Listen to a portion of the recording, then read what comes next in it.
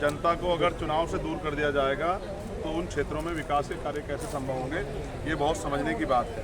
तो अब जनता को मौका मिला है और आज़ाद समाज पार्टी के संघर्षशील साथियों ने जो लंबे समय से भीम आर्मी के माध्यम से इस क्षेत्र में संघर्ष कर रहे हैं, उन लोगों ने तय किया है कि हम यहाँ अपना पार्टी का चुनाव लड़ाएंगे। इस बीच में मुझे भी यहाँ प्रचार करने के लिए आने का मौका मिला है।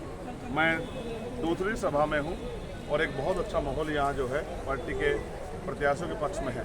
मैं कोशिश कर रहा हूँ कि इस माहौल को और मजबूत किया जाए और कार्यकर्ताओं को दिशा निर्देश देकर किस तरह से चुनाव को, क्योंकि हमारे कार्यकर्ता सब राजनीति में नए हैं और धीरे धीरे सीखेंगे। एक तरफ पुरानी पार्टियाँ 100 साल पुरानी पार्टियाँ, वहीं 4 साल पुरानी आज़ाद समाज पार्टी भी मैदान में है, लेकिन वो नौजवान लोग संघर्ष अच्छा करते हैं।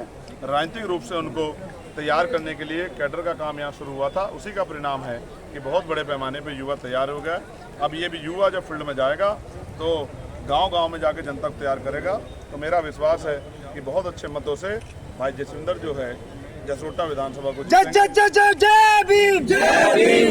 रही बात 370 की, तो मैंने आपको बताया जब मैं दोनों ही सभाओं में गया तो मेरे पास जो मैनिफेस्टो के तौर पे जो कार्यक्रम दिए गए, जो समस्या दी गई, दोनों में लिखा गया है कि 370 के हटने के बाद उनकी ज़िंदगी यहाँ परेशान हो गई है।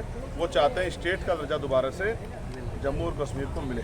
लेकिन मैं तो ये चाहता था स्टेट के दर्जे के साथ ही चुनाव हो, लेकिन सरकार जो सेंटर में बैठी वो नहीं चाहती। तो जनता को अपने मत से अपनी ताकत इतनी बढ़ानी पड़ेगी कि सेंटर में बैठे लोगों की नहीं, यहाँ जो काम करने वाले लोग हैं उनके हिसाब से यहाँ की जो है समस्याओं का निदान हो और यहाँ जिनको समस्या फील करें वो समस्या उनकी ज़िंदगी को।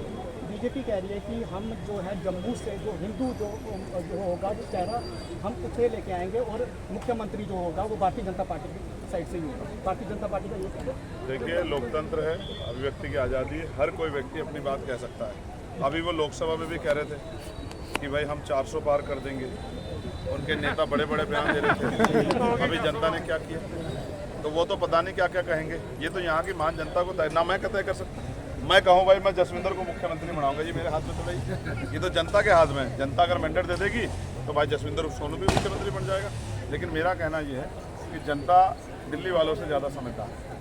अगर जनता दिल्ली वालों से ज़्यादा समझदार नहीं होती तो इतने दिन चुनाव नहीं रोका जाता। जनता समझदार है और जनता अपने मत का सही प्रयोग करके वोट की चोट से सबका हिसाब किताब करेगी। जनता लाठी नहीं उठाती, जनता जो है तलवार नहीं उठाती। वो तो उसमें 5 साल मौका आता है कि वो वोट की चोट से जवाब दे, और वोट की चोट से यहाँ की जनता जवाब देगी। वो बताएगी कि वो किसको चाहती है और किसको नहीं चाहती। आज आपने बहुत बड़ी बात कही है, यहाँ पे सिख समाज के ऊपर आपने ये बात कही है कि यहाँ पे पंजाबी की जो भाषा है उसे दर्जा नहीं दिया गया हुआ है, लेकिन इस तरीके से हम बात करें तो किसी भी पार्टी ने इस तरीके का मुद्दा नहीं उठाया। देखिए भाई, पार्टी अपना नफ़ा नुकसान देखती, कहीं इस बात से फ़ायदा ना हो, कम हो, नुकसान ज़्यादा हो, मैं नफ़ा नुकसान नहीं देखता। जो समस्या जनहित की मेरे सामने आएगी और जनता की भावना जुड़ी होगी, मैं उसको जोर शोर से उठाऊंगा। मैंने यहाँ की जनता से वादा किया है, मैं पुनः आपके मंच पे वादा कर रहा हूँ।